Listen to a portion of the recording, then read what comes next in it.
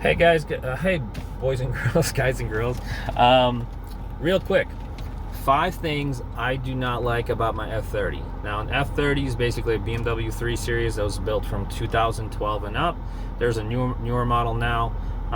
My car specifically is a 2013 328i. That's the four-cylinder turbo model with the M Sport package. The only reason I'm even bringing up M Sport is because of one of the things I don't like about it is how low the front end is. It's not low for daily driving. I do have an M Performance lip, looks like this, which lowers the front a little bit more. But if you live where you got to go up a lot of like steep driveways or you get really bad snow conditions, something to keep in mind, because like my car is not lowered at all. It's completely stock height for sport suspension, and it scrapes. It does. At least the lip scrapes. So keep that in mind. I mean, I do want to lower my car. I'm not sure if I can keep my front lip, if I do lower my car. That's kind of like a concern for me. But that's one of the things I don't like. So I'm kind of skipping around a little bit. The second thing I don't like about these cars, and this actually applies to the full F30 lineup, not only the 4-cylinder model, but specifically the 4-cylinder turbo model, sounds like a diesel. I mean, this car does not sound good at idle whatsoever.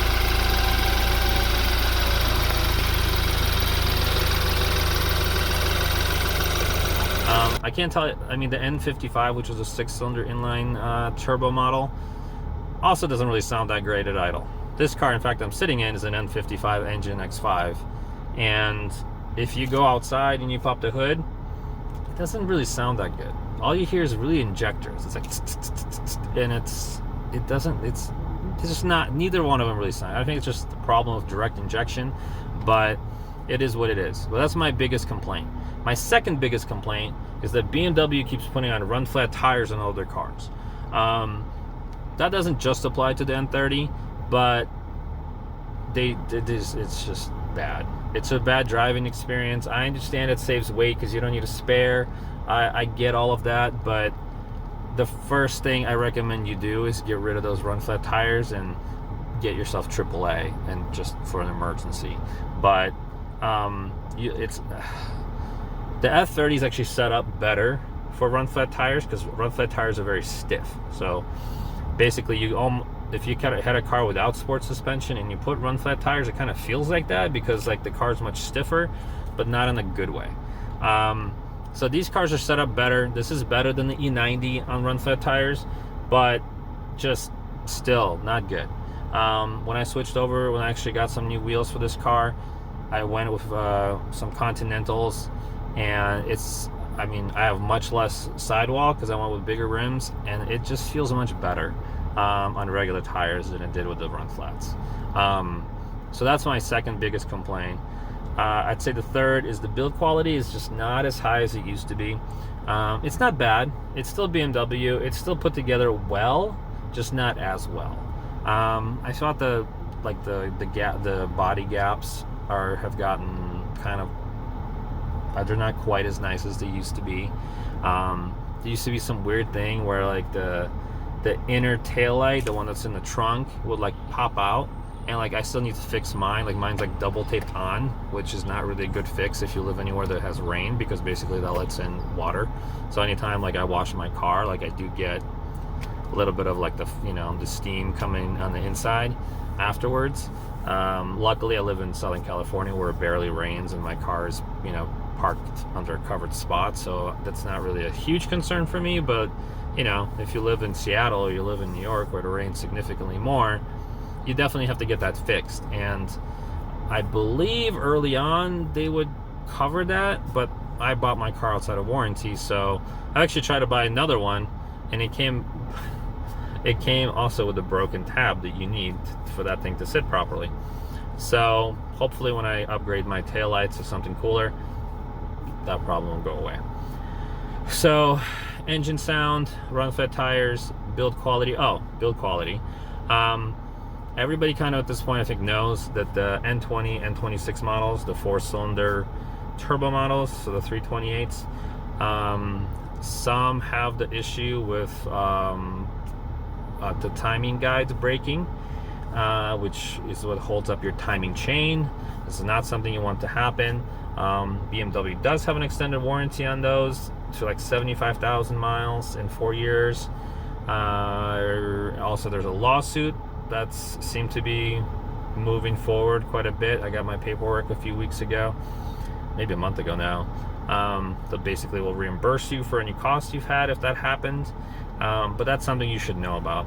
I found this out right after I bought my car because I didn't do my research quite well enough. And, well, you know, it's an expensive fix. There was nothing wrong with my timing guides when we pulled them out. There was the chain was a bit stretched, like more than you wanted it to be. Not dangerous, but who knows how much longer till it was stretched to the part where it could have created an issue. So if you do buy an N20 or an N26 engine model, you probably want to buy the 2015 or newer, or you want to have one like my car that's already had it done and has been documented, and it's, you know, you don't have to worry about it. So, or if you really don't want to mess with that, you can buy the N55 model, which is the 6-cylinder turbo.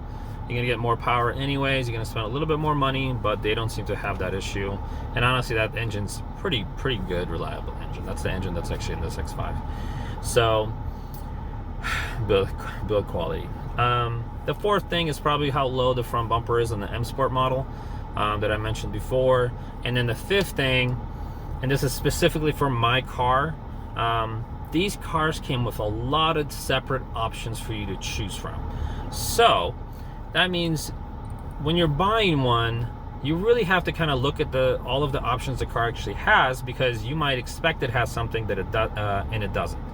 So for example, my car has halogen headlights, and I didn't realize that projector headlights were even an option on BMWs anymore, and it is. So on the F30s, you actually got 3 different choices. You got the halogens, which were the base model, the base ones that were included. You got the upgraded ones, which had like the halo, you know, the BMW well-known halo circles around the lights, where they were much brighter. They're like projections, you know, so they put off a much brighter beam. Or later down the line, I don't know what year that came out in, but you could have got the LED ones. All of these things are upgradable. So like Depot, for example, makes a really nice set of projection headlights for these cars, but it's going to cost you like $600-700 to do that.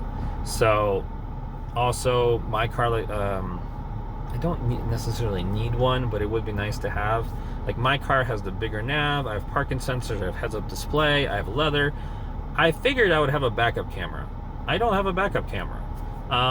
Again, it's a different like package, or it's a different option that just the person who ordered this car didn't put on the list. But there's also, you know, options for the cameras outside of the car. So when you're parking, just like this car actually, on your screen you can see all of your surroundings. So you don't have, you know, it's much easier to park your car, and it's, you know, you don't have to worry about curbing your wheels as much. But it is what it is. Like, that's not a deal breaker for me. Again, but if you want certain things, you really have to make sure, because you just really can't assume with these cars that you have those. Like, also, like I have the M Sport, and I didn't realize there's different variations of the M Sport, because like my car has the sports suspension, the standard brakes. Obviously, I got all the body kit, the seats, and everything else that's standard. But there's also options for M Sport suspension, like it's called the dynamic M Sport suspension. So you can put like comfort mode or sport mode, and your suspension will actually adjust the firmness, which would be great. Also, the M Sport brakes, the cool looking, like these ones, like these blue ones, that's not a standard M Sport option. Not to mention those packages even above that. And then later on, you could have got M Performance products as well. So different suspension, different brakes, different exhaust, I believe. So figure out what your car actually has and make sure it has what you want. Some things might be a deal breaker for you. Some things might not be. I mean, I'm very happy with the way my car came, but I would have been probably a little bit happier with a few more toys in here, you know, than I am right now. So, but you know, these are little things. That's why that's kind of at the bottom of the list. But those are my 5 like top things that I don't like about this car. I'm gonna make another videos, the top 5 things I do like about this car. I actually enjoy this car quite a bit. I don't want it to sound negative, like, you know, oh, the engine sucks and the tires are horrible and this and that. I'm just letting you guys know ahead of time that you might see a car, but until you drive it, you spend some time with it, these little things might annoy you later down the line, or might not be what you expect them to be. Especially if you're shopping to purchase one, the option thing is definitely something you want to look into. And because there's just really a big variance between like your base models and your top of the line models. There's a lot of different options, where I think like nowadays cars have like maybe a couple of different packages and that's it. Doesn't seem that way with these. So that's it, guys. If you liked the video, again, please subscribe. I'm trying to get to 200 subscribers because this is a kind of a new channel. So it's a little goal, but it's a goal. So please subscribe, like, comment, add more content, you know, provide comments, and just kind of let people know other things maybe about this car that you found out later on, or maybe you have some kind of story or experience that I've never had with this car. I mean, I've roughly put a little over 10,000 miles on this car, drove across country. I really enjoy this car. It's a really fun car to drive. It's a perfect car to have for day to day. But that's it, guys. See you in the next one.